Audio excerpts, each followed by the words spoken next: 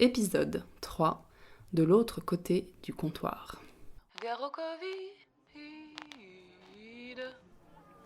Et c'est bientôt le 19 mai. Les terrasses vont pouvoir de nouveau égayer les rues et soulager l'épargne des Français.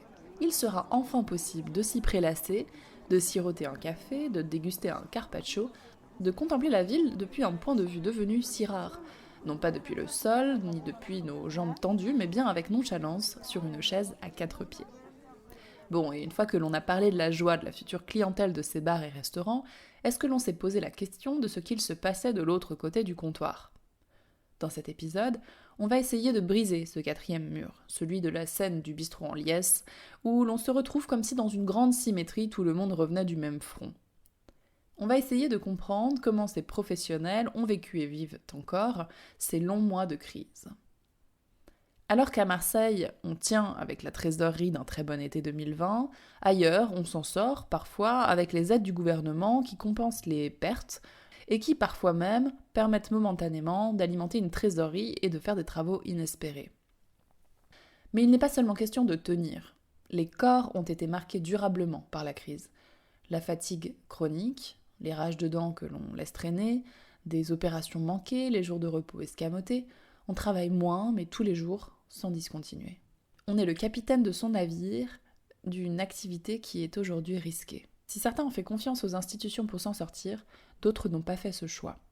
Loin des discours sur les aides qui coulent à flot ou des ouvertures sauvages et contestataires, ce podcast est le récit de 3 gérants qui doivent composer au quotidien avec les mesures sanitaires, les comprendre et parfois les déjouer pour ne pas sombrer.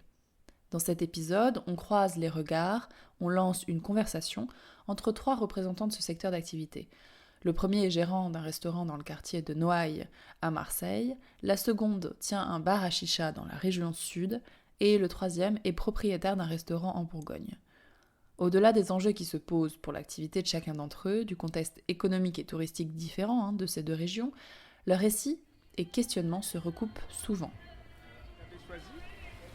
Oui, bonjour. Bonjour. J'aimerais un sandwich falafel Ok. à emporter. Ce sera tout. Oui, ça sera tout. Et un falafel, s'il vous plaît. Alors, je me présente, je suis le gérant de le restaurant Le Port de Damas à Marseille. Je suis là depuis 5 ans. Je commençais tout petit, une partie. Et après, j'ai eu un bon succès, une belle réputation. Et je commençais à pousser le mur, j'ai grandi, j'ai acheté à côté, j'ai reconstruit une autre cuisine et j'ai décoré. Et après, j'ai acheté encore à côté et j'ai construit deuxième resto. Il s'appelle Délices de la Méditerranée.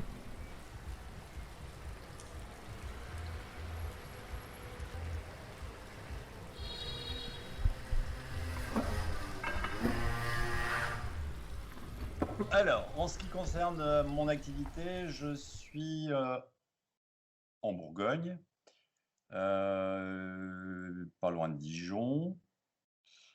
J'ai une activité d'hôtel-restaurant sur une petite ville médiévale.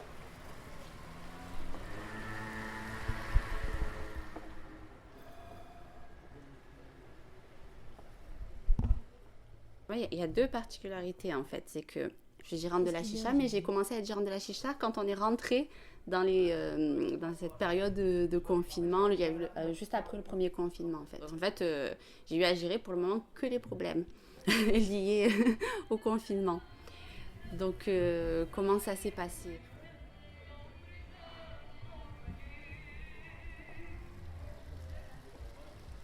Il dit Macron qu'on va fermer le resto 15 jours. Le bar et le resto, 15 jours, et sera prêt. Moi, j'ai dit, c'est bien 15 jours, je me repose. Comme je vous ai dit, beaucoup de travail, j'étais fatigué. Et moi, je suis un grand travailleur, je ne profite pas vraiment. Donc, j'ai dit, ok, je me repose. Et après, ça prolongé. Et c'était vide, c'était triste, c'était... J'ai pas fait importer le premier temps parce que c'est prévu 15 jours, j'ai dit je me repose. Le premier confinement, il y avait l'ancien patron. On a fermé totalement. Là, c'était sérieux, l'épidémie, c'est nouveau. On était vraiment inquiets, tu vois, vraiment. Et donc, on a respecté le confinement comme tout le monde. On n'a pas du tout ouvert ni ménage, ni rien du tout. Alors, quand on a appris qu'on était dans l'obligation de fermer nos établissements au mois de mars de l'année dernière, et bien évidemment, on était loin de se douter des complications et de la durée de cette obligation de fermeture. Comme il n'y avait pas de visibilité, on ne nous disait pas au début, voilà, vous allez fermer que 1 mois, ou vous allez fermer 3 mois, ou on ne savait pas, mais on avait l'espoir, tu vois, donc on se disait, bon, ça ne peut pas durer non plus une éternité, peut-être 3 mois, machin, tout ça. Au début, on a quand même un peu... on a un peu fermé, il y avait des travaux à faire, du ménage, des petits trucs à régler. On s'est dit, bah, c'est la bonne période pour faire tout ça. Et en fait, au fur et à mesure, on continuait à rester fermé. Au début, c'était ambigu, tu vois. Il y avait, on te disait, oui, tu peux ouvrir jusqu'à telle heure ou tu peux ouvrir que 2 semaines. On ne savait pas, nous, ici on fait des chichas, on ne savait pas trop comment se situer. Est-ce qu'on est un bar? Est-ce on a la licence restauration mais on ne l'utilise pas? Donc est-ce qu'on est un restaurant? Sur quoi on peut jouer? On ne sait plus quoi faire, ouvrir, fermer, reprendre, pas reprendre. Jusqu'à aujourd'hui, on ne sait pas, ils ont donné un délai, une date pour reprendre. Mais d'ailleurs, ce n'est pas sûr. On est à l'affût évidemment de tout ce qui peut être dit et tout ce qui peut nous permettre financièrement de nous aider. Donc il faut être vraiment à l'affût de tout. Et aujourd'hui, il faut essayer d'être Madame Irma, savoir comment ça va se passer pour l'avenir. Et ça, j'avoue franchement que je suis infoutu de le savoir.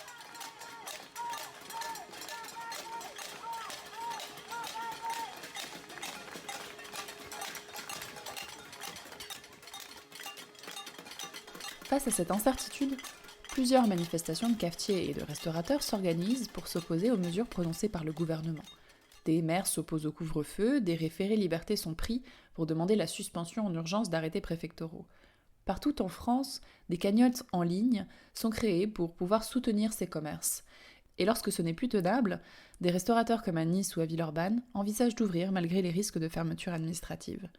Au quotidien, ces professionnels s'organisent pour tenir le cap et maintenir autant que possible leur trésorerie. Tantôt ouvert, tantôt couvre-feu, tantôt on ne sait plus trop quoi. Moi, j'ai décidé de faire comme je voulais, en fait. Je me suis dit, on reste discret, on continue à accueillir seulement les habitués, on respecte quand même un peu, on respecte les distanciations. En même temps, c'est facile quand tu prends que 10 personnes par jour, c'est pas énorme. C'était une limite qu'on s'était fixée. Hein. Une semaine avant, on est venu presque tous les jours, on fait nettoyage à fond, avec des produits, vinaigre, les tables, les verres, le mur, l'aspirateur dessus. C'était vraiment laver les nappes dans les machines, repasser. C'était préparation, je veux qu'il soit vraiment propre. C'est propre ici, mais avec le virus et tout, il faut qu'il soit extrêmement propre. Je suis parti aux pharmacies, je commandais 2 masques de carton. À l'époque, il était très cher. Les gels, des bidons, de petits, j'ai mis 400 €. Oui. Oui, donc j'ai fait en sorte que mes cuisiniers puissent avoir une activité qui ne soit que partielle, bien entendu, parce que l'activité n'est pas suffisante. Donc, je fais tourner mes cuisiniers de façon à ce qu'une semaine sur 2, ils puissent travailler et ne pas perdre leur savoir et permettre également de garder un contact avec la clientèle. Donc, ce qu'on a fait, c'est effectivement du click and collect, hein, c'est-à-dire les gens venaient et emportaient leurs commandes jusqu'à 19h ou jusqu'à 18h quand c'était 18h. Maintenant, c'est 19h. Et après, donc, on a institué une livraison à domicile. Bon, alors, cette livraison, évidemment, économiquement, je ne suis pas persuadé qu'elle soit très rentable, mais au moins, ça permettait d'avoir un contact avec la clientèle. Une fois fermé, les clients croient que c'est tout le temps fermé. Après, ça reprend, c'est compliqué. Il est fermé aujourd'hui, fermé demain. on va ailleurs. C'est net et clair. Ah ben, commercialement, c'est important. Le 19, on demande de rouvrir avec une distanciation dont on ne sait même pas encore, puisqu'en fait, le décret qui est sorti, c'est de nous dire, avec un potentiel, on ouvre les terrasses avec un potentiel de 50% de ce qu'on faisait. Donc, sur 100%, on va avoir que la moitié de nos terrasses. Mais ça ne veut rien dire du tout. Soit on fait une distanciation de 2 mètres, d'1,50 m entre chaque chaise ou chaque table, mais qu'est-ce que veut dire 50% de nos activités bon. Mais par contre, on aura toujours ce problème de savoir, quand vous voulez faire travailler un restaurant, vous avez besoin, si vous avez une activité pizza, cuisine, etc., brasserie, il vous faut quand même des cuisiniers, il vous faut des serveurs. Et puis, le temps imparti, ça sera toujours le même temps. Et effectivement, je ne vois pas la rentabilité. Par contre, l'avantage, c'est effectivement de voir dans quelle situation on se trouve et est-ce que le personnel, lui, sera toujours aussi motivé. Mais je dirais que c'est un moyen peut-être de connaître et de savoir un petit peu l'état du moral de nos troupes. Mais en tout cas, économiquement, ça sera pour notre région, ce qui n'est pas le cas dans d'autres régions, ça sera absolument pas rentable. Là, j'ai appelé mon ami, il travaille ici avant, parce que j'ai besoin, je ne veux pas bouger beaucoup, mais on ne travaille pas. On a fait combien? 30 € à midi. Je vais les donner d'ailleurs. Mais je l'ai pris parce que depuis que je suis sorti de l'hôpital, je ne veux pas fermer. Et après, derrière moi, j'ai pas de filet de secours, j'avais pas de capital, j'ai repris en août. Je suis dans ma vie, voilà, il n'y a personne autour de moi, quoi. Je suis pas mariée, bon, bref. Et il fallait vraiment que je me débrouille. Donc c'est pour ça aussi que je me suis permise de frauder, voilà, parce que on n'avait pas le choix. C'était ça ou peut-être éventuellement faire une fermeture. Je me voyais pas, moi, reprendre cet endroit pour le faire sombrer immédiatement. Nous, on n'a pas...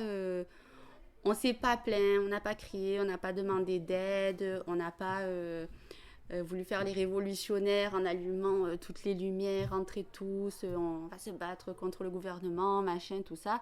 Non, nous, on s'est juste dit, on a un objectif, c'est rester en vie. Donc, le reste, on va pas rentrer dans ces histoires-là, parce que ça va faire de l'énergie peut-être pour rien. Je voyais que déjà ça avançait pas trop, il y avait des manifestations de restaurateurs et tout ça. Je dis pas que c'est pas bien, hein. C'est bien, je comprends, mais voilà, nous on n'est pas rentré dans ça. On s'est dit, nous on tient le coup dans l'ombre tranquillement, et pour le moment ça a payé, si j'ose dire. Donc je me suis dit, 10 personnes fois à peu près 10 €, ça fait à peu près 100 € par jour, donc ça fait à peu près le chiffre d'affaires qu'il me faut pour pouvoir régler les charges courantes. J'ai fonctionné comme ça en fait, et ça fait pas trop remarquer, 10 personnes par jour environ, je dis 10, des fois il n'y a pas 10 par jour, des fois il y en a un petit peu plus, ça dépasse tout ça. Et aussi en même temps, comme c'est des habitués, je sais aussi que c'est des personnes de confiance qui n'ont pas l'intérêt d'aller dire voilà, ici on rentre comme ci comme ça, et de nous faire remarquer et de nous mettre en danger. Ils se mettraient aussi en danger eux-mêmes d'ailleurs, puisque l'amende c'est aussi pour les clients, et je l'ai vu dans les établissements d'à côté où il y a eu pas mal de contrôles, et parce qu'il y avait beaucoup de monde, et voilà, et tout le monde en a souffert puisque tous les clients ont pris des amendes. Donc en fait on se protège mutuellement, c'est-à-dire ils nous permettent de conserver le lieu, nous on leur permet de fumer discrètement, voilà. C'était un peu un échange. Donc en fait, tout le monde interprète les mesures à prendre, à la limite parfois de la légalité. Mais d'ailleurs, quels sont les contours de cette légalité? Qui peut demander des aides? Les informations sont loin d'être fluides et ces professionnels peinent parfois à savoir quel type de mesures s'applique à eux. L'information coûte cher, très cher. Est-ce qu'on a les moyens de faire les choses dans les clous, de déclarer ces employés devenus masse salariale face à l'incertitude des mesures? Et au fait, qui a droit aux aides du Fonds de solidarité? Et comment on les touche? On n'était pas éligible et non, donc on ne pouvait pas demander d'aide. On m'a dit que j'aurais pu, je sais pas, au niveau des... Enfin, que c'était possible quand même, mais j'ai pas voulu chercher non plus. Je me suis dit, tant qu'on tient avec la trésorerie, on va pas se faire remarquer. Pour moi, c'était ouvrir une porte, en fait, que je pourrais peut-être pas refermer plus tard. Grand merci à l'État, c'est sûr, pour les aides, mais il y a beaucoup de retard. Ok. 4 mois, je n'ai pas touché un centime. Ils sont devenus extrêmement exigeants. Ils ont payé novembre, ils ont payé décembre, mais en retard. Décembre, j'ai reçu, ça fait 10 jours. On est avril. 4 mois de retard pour toucher un seul mois. C'est le comptable qui a tout. Il fait la demande et donne toutes les formations parce qu'il y a un dossier à remplir. Et il envoie. Il faut attendre plusieurs jours, des fois plusieurs semaines pour qu'il reçoive, parce qu'il y a trop de demandes. Ce n'est pas 24 heures ça marche, c'est 2 temps, vous voyez. Et une fois il reçoit, 2 mois après, je voudrais le relevé bancaire de le mois passé, par exemple. Ok, mais pourquoi vous attendez 2 mois? En fait, comme les comptables, eux, n'avaient pas la connaissance les informations. C'est vrai qu'il fallait attendre que nous ayons des informations de la CCI, de la Chambre de commerce et d'industrie. Après, nous avions des informations des comptables qui ne se regroupaient pas, n'étaient pas en phase avec la Chambre de commerce et d'industrie. En fait, il fallait aller piquer des informations. C'est vrai que le site du Trésor public était certainement le mieux renseigné. Toutefois, c'est vrai que ça a été pendant quelques temps un flou un peu artistique. Et je discute avec des mecs qui sont chefs d'agence dans le coin. Je les connais. Je suis un ancien du Crédit Agricole. J'ai toujours des contacts avec des mecs du Crédit Agricole. J'ai des contacts, tu sais, un peu partout. Et tu te dis, ben non, c'est incohérent. C'est plus injuste parce que c'est incohérent. Et après, tu as envie d'écouter un petit peu ce qu'on te dit, ce que le gouvernement te dit. Tu vois, c'est mon autre côté que je disais, j'ai envie d'être dans les clous. Mais tu peux pas, c'est pas possible. C'est pas possible parce que c'est déjà parce que c'est pas possible, et aussi parce qu'au bout d'un moment, à force de voir les incohérences se répéter, tu perds la confiance. Tu te dis, ils savent pas vraiment ce qu'ils font, et nous, si on les écoute tout le temps, mais où est-ce qu'on va aller en fait? Donc à un moment, tu te dis, je me fais confiance qu'en moi-même, et ensuite on verra, hein, on verra.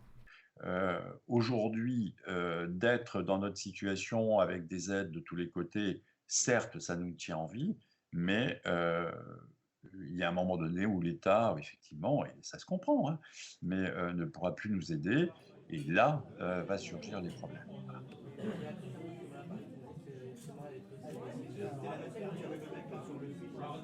Le futur de ces professionnels est donc pris dans ce prévisionnel marqué par l'inquiétude.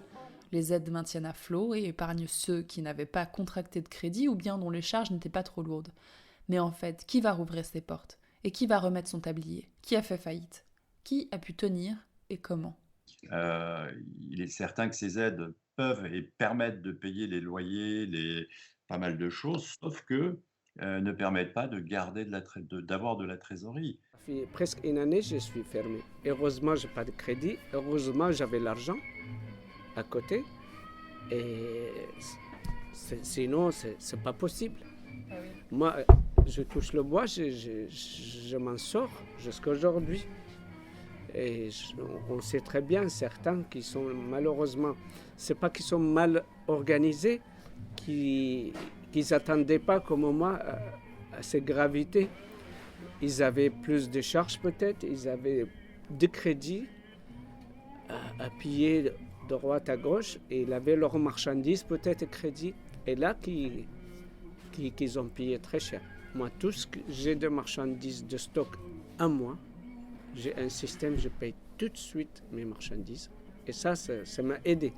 Je sais que je dois personne, et ça, c'est parfait. J'ai vu tellement de gens qui ont, là ça se voit là à côté, hein, qu'ils n'ont plus leur commerce parce qu'ils ont dû revendre, parce qu'ils n'avaient pas de trésorerie ou pas de capital pour ceux qui venaient de commencer à ouvrir leur petit resto avant avant qu'il y ait eu toute cette histoire de Covid, que je me suis dit, bon, nous, on est ouvert depuis à peu près, on existe depuis à peu près 15 ans. Ah non, ce serait trop bête que comme ça, pour une histoire comme ça, on ferme. Donc par précaution, j'ai continué à avoir un peu de clients pour injecter encore dans la trésorerie un petit peu, sans trop exagérer, et aussi parce qu'on a la chance de ne pas avoir des charges énormes. Il y a eu évidemment des tractations, certains ont essayé de vendre, d'autres se sont regroupés, certains qui avaient une activité de restaurant et de bar ont fusionné les deux activités et ont arrêté une des activités. Donc voilà, on avait pensé au départ que beaucoup allaient faire faillite et autres. Bon, je m'avance peut-être, mais vu ce que je vois, je pense pas. Je pense que je suis au contraire. Les faillites, elles, pourront survenir à partir du moment où la situation, l'État nous lâche, ce qui sera évidemment normal à un moment donné, enfin normal. Je ne vois pas comment ils pourront faire. Et à partir de là, que nos chiffres d'affaires ne soient pas en phase avec ce qui était avant. Moi, ma problématique, elle est simple. C'est quand on va rouvrir, nos bilans et nos prévisionnels sont fixés sur 100. Si notre chiffre d'affaires ne correspond qu'à 50, eh bien, ça veut dire que nos problèmes vont être extrêmement importants. Pourquoi? Parce que si vous avez un chiffre d'affaires de 100, et si vous descendez à 50, les salaires qui sont pour l'instant, effectivement, en temps de pandémie, ils sont pris en charge par le gouvernement sous forme de chômage partiel. Mais la problématique, c'est que quand nous, ces salariés vont être de nouveau dans nos établissements, il va falloir les payer. Or, si notre chiffre d'affaires est divisé par 2, automatiquement, les problèmes vont surgir très très rapidement. Pendant que l'on se prépare donc à aller retrouver des amis l'esprit léger autour d'un verre, ceux qui vont nous accueillir se considèrent comme étant pris au piège dans un secteur d'activité risqué, voire carrément sinistré. On a devant nous 2 ans horriblement compliqués. Il y aura plus peut-être de chômage, moins d'argent qui circule, et spécialement à Marseille. C'est une ville déjà pauvre, et là c'est le chaos. Je peux continuer dans ce métier maintenant. Et une fois que ça démarre 2 ans, 3 ans, peut-être je vends. Parce que c'est pas possible, c'est trop risqué.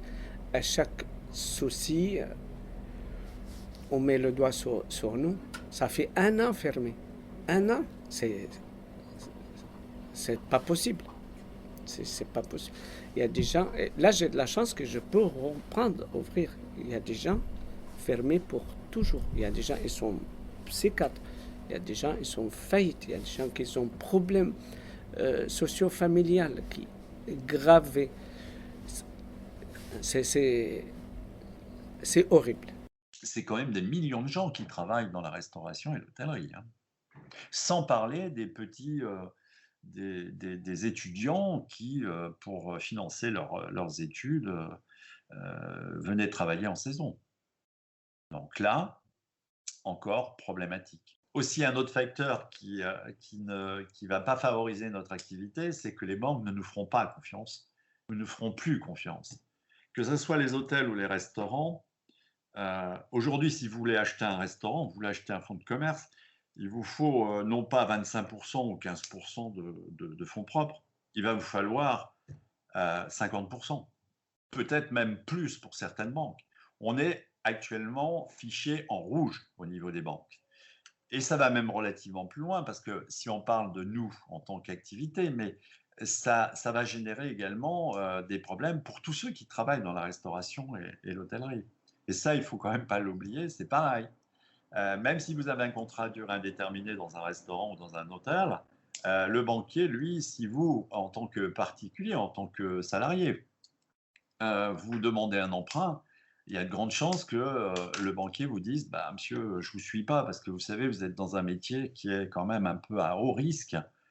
Alors, quand on regarde un peu le nombre de personnes qui travaillent dans la restauration et l'hôtellerie, ne pensons pas uniquement qu'au niveau des hôtels et des restaurants et des propriétaires, mais pensons aussi à tous les salariés qui travailleront. Donc, ça veut dire quoi? Ça veut dire qu'à court terme ou moyen terme, et humainement, ça veut dire que ces salariés-là vont se dire, bon, si on travaille dans des activités qui est à haut risque, on va peut-être essayer de voir et pour changer. Les gérants, les salariés, les saisonniers n'ont donc pas fini de faire les frais de la pandémie. Et à l'approche de l'été, les récits convergent. Il faut tout faire pour alimenter sa trésorerie, pour faire face à une éventuelle refermeture en septembre. Avec le poids d'un chômage partiel qui ne sera peut-être pas maintenu, d'un fonds de solidarité qui risque de s'épuiser et des charges qui se sont accumulées. Allez, à bientôt en terrasse.